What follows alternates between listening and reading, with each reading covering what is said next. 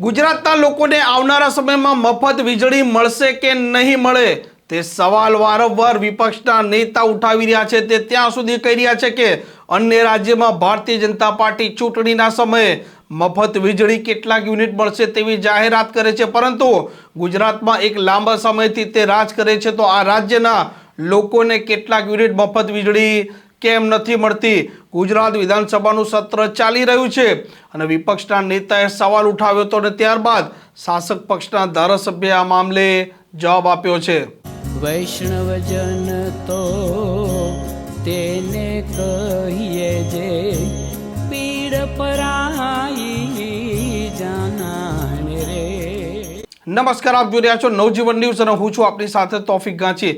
ગુજરાતમાં ભારતીય જનતા પાર્ટી એક લાંબા સમયથી રાજ કરે છે, પરંતુ અન્ય રાજ્યમાં જ્યારે ચૂંટણી હોય છે તે સમયે ભારતીય જનતા પાર્ટી જેને રેવડી કહેતા હોય છે તે જ રેવડીની લાણી આ ભારતીય જનતા પાર્ટી તેમના મેનિફેસ્ટોમાં કરતી હોય છે. આવા આરોપ લગાવતા હોય છે વિપક્ષના નેતાઓ. અનેકવાર અન્ય રાજ્યમાં મફત વીજળી આપવાની પણ વાત કરતા હોય છે, પરંતુ આ ગુજરાતમાં એક લાંબા સમયથી ભારતીય જનતા પાર્ટી રાજ કરે છે, તો ગુજરાતમાં કેટલાક યુનિટ મફત વીજળીની જાહેરાત કેમ નથી થતી? આ અવાજ વારંવાર વિપક્ષના નેતા ઉઠાવતા હોય છે.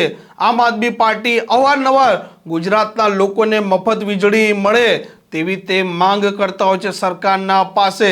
ગુજરાત વિધાનસભાનું અત્યારે સત્ર ચાલી રહ્યું છે અને આમ આદમી પાર્ટીના ધારાસભ્ય ઉમેશ મકવાણાએ આ રાજ્યના લોકોને મફત વીજળી મળવી જોઈએ તેવી વાત ઉચ્ચારી હતી અને ત્યારબાદ ભારતીય જનતા પાર્ટીના ધારાસભ્ય મહેશ કસવાલાએ પ્રથમ વખત આ મામલે પ્રતિક્રિયા આપી છે. વિધાનસભાના સત્ર દરમિયાન પ્રશ્નકાળ અને પ્રશ્નકાળ બાદ જે પ્રકારની ચર્ચાઓ ફ્લોર ઉપર કરવામાં આવી, પ્રતિપક્ષના સન્માનિત સભ્યોએ કેટલાક મુદ્દાઓ ઉપસ્થિત કર્યા છે. આમ આદમી પાર્ટીના સન્માનિત ધારાસભ્ય ઉમેશભાઈ મકવાણાએ ફ્રી વીજળી આપવા માટેનું સૂચન કર્યું છે. હું માનનીય સદસ્યશ્રીને કહું છું કે થોડા દિવસ પહેલા જ દિલ્હીની અંદર તમારા જ શાસનની સરકાર ફ્રી વીજળીના મુદ્દે બિલકુલ વીજળી નહીં આપવાના અભિગમને કારણે દિલ્હીની જનતાએ તમામ આપની સરકારને કેવા પ્રકારનો જાકારો આપ્યો છે. અને એટલા માટે હું રાજ્ય સરકાર, ગુજરાતની રાજ્ય સરકારને અભિનંદન આપું છું કે ખેડૂતોને બિલકુલ યોગ્ય ભાવે, વ્યાજબી ભાવે વીજળી આપવાની સાથે સાથે જ્યોતિગ્રામ યોજના મારફત ગુજરાતના તમામ નાગરિકોને ઇનઇન્ટરપ્ટેડ વીજળી 24 કલાક વીજળી આપવાનું પુણ્ય કામ ભૂપેન્દ્રભાઈની સરકાર કરી રહી છે. ખેડૂતોને 8 કલાક સતત વીજળી પુરવઠો મળી રહે અને એનાથી પણ આગળ જે પ્રકારે ખેડૂતોની સમસ્યાઓ હતી કે જંગલી પશુઓ અને ઝેરી જંતુઓના ત્રાસને કારણે ગુજરાતનો ખેડૂતે રાત્રે પોતાના ખેતરની અંદર પાણી વાળતો નહોતો. મારે ગર્વ સાથે કહેવું પડે, રાજ્યના ઉર્જા મંત્રી અને મુખ્યમંત્રીને અભિનંદન આપવા પડે કે આજે 96% ગામોની અંદર ખેડૂતોને દિવસે વીજળી આપવામાં આવે છે. મફત કરતા ક્વોલિટી વીજળીનો કન્સેપ્ટ એ ગુજરાતનો કન્સેપ્ટ એ જનતાએ સ્વીકાર્યો છે. એના જ કારણે હમણાંની ચૂંટણીની અંદર શહેરોની અંદર અને ગ્રામ્યની અંદર જે પ્રકારે ભારતીય જનતા પાર્ટીને જે પ્રકારે જનાદેશ મળ્યો છે, હું એમ માનું છું કે ભારતીય જનતા પાર્ટીની શ્રેષ્ઠ કામગીરીનું પરિણામ છે. સાથે સાથે કેટલાક આક્ષેપો કરવામાં આવ્યા છે. પાણી જેવી બાબતમાં જે પ્રકારે વિસ્તૃતિકરણની યોજનાની અંદર ક્વોલિટી માટે, સમાધાન માટેના કેટલાક કૌભાંડની ભાઈ ઉમેશભાઈએ વાત કરી છે. હું ભારતીય જનતા પાર્ટીના ધારાસભ્ય તરીકે, શાસક પક્ષના ધારાસભ્ય તરીકે આપ સૌના મારફત પ્રજાને કહેવા માંગુ છું કે પાણી જેવી બાબતમાં, પીવાના પાણી જેવી બાબતમાં માનનીય ભૂપેન્દ્રભાઈની સરકાર કોઈ પણ ક્વોલિટીમાં કોમ્પ્રોમાઇઝ કરવા માંગતી નથી.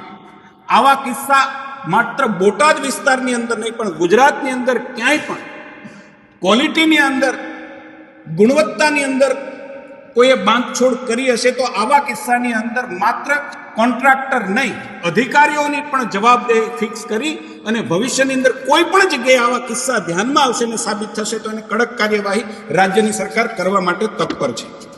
જે પ્રકારે ફિઝિયોથેરાપીની વાત માની ઉમેશભાઈએ કરી છે, હું માનું છું કે એની પ્રેસ નોટમાં જ ક્યાંક ભૂલ હોય એવું મને દેખાય છે.